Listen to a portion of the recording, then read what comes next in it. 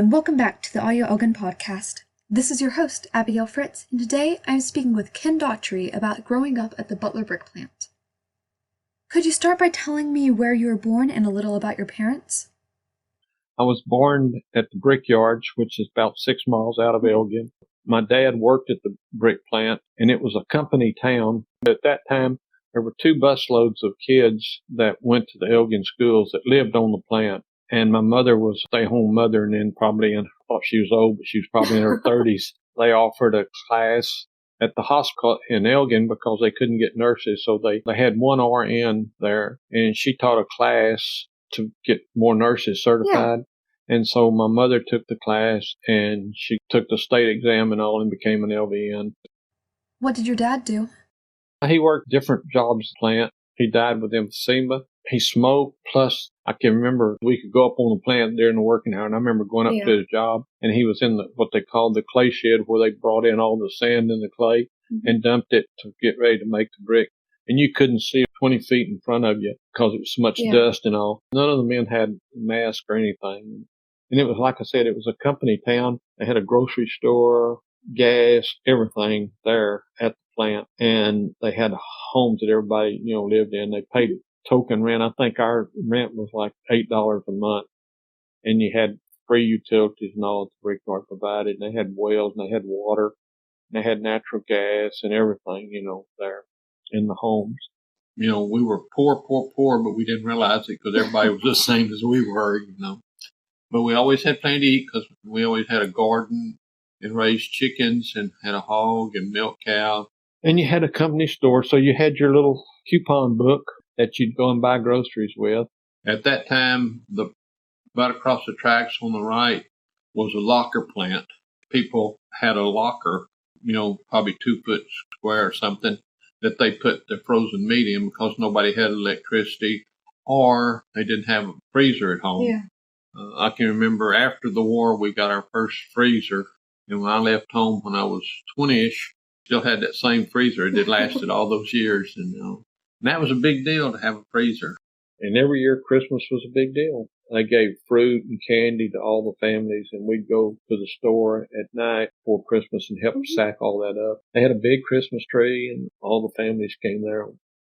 You said that you went to the Elgin schools. What was that like? Oh, it was a whole different world. It was in the 50s. So we think it was the greatest time to be young. Everybody knew everybody. The whole time we were in school, I can only remember 2 kids that moved into town. One of them was Hermes Payne, and his family came from East Texas, and they put in the Payne Brickyard. And I can't remember any that moved out. We all knew each other from before school and went all the way through school together. Could you tell me how many kids lived out at the Brickyard? There were 2 busloads, so that'd be about 150 kids. How large was your graduating class? Probably 40-ish kids as opposed to 400 kids now or whatever. So as a teenager, what did you guys do for fun? We dragged Main Street. I remember going home one night, and my dad went and looked at the speedometer. I didn't know he'd checked it before I left. He said, "You drove 240 miles. Where did y'all go?" I said, "We did not leave it." But gas was 25 cents a gallon, so it wasn't a big deal. Might as well. Yeah. Main Street was a big thing back then. We came to town to see the light. Before we got a car, we rode our bicycles on the old highway. I just remember the downtown and the businesses and all. Pharmacy with a soda fountain, liquor stores, grocery stores, all individually family-owned businesses. The Worthy families owned the Western Auto, which was a big business at the time. It took up about 3 or 4 spots down on Main Street. And at Christmas, he would let people put toys on layaway, and you go in there and you have shelves all the way around the top of the building. And it was just lined with wrapped toys, and they got them for the kids for Christmas. I'd like to change the subject now and talk about some of the changes that you've seen in your time in Elgin. So I saw a stat one time.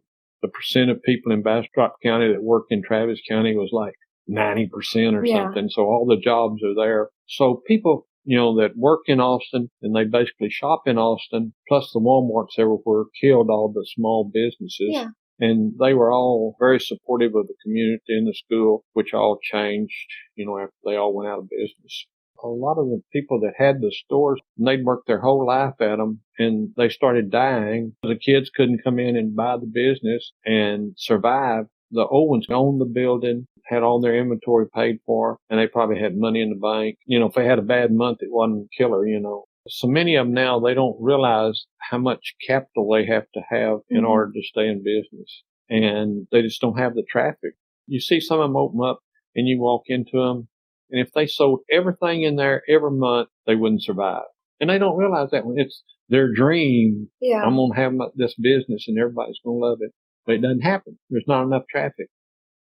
Walmart started out putting a store in every county seat in the state. That was their strategy, which was a good strategy because the county seat in a lot of counties, the main town in the county, the courts are all there. A lot of the attorneys are there. Title companies are there. Surveyors and everybody's there. Plus, years ago, Bastrop County had 400 employees in Bastrop, which gives a big supply of people going out to eat lunch every day. For years, Elgin competed with Bastrop. Even in 2000, Elgin was still the largest by population town in Bastrop County. It was over 1,000 more people than Bastrop. But so many of them live on the west side, and a lot of them have probably never been downtown. They go to Austin to work, and then they buy whatever they need before they come home, and then they go to their house, and they never make it downtown. Yeah.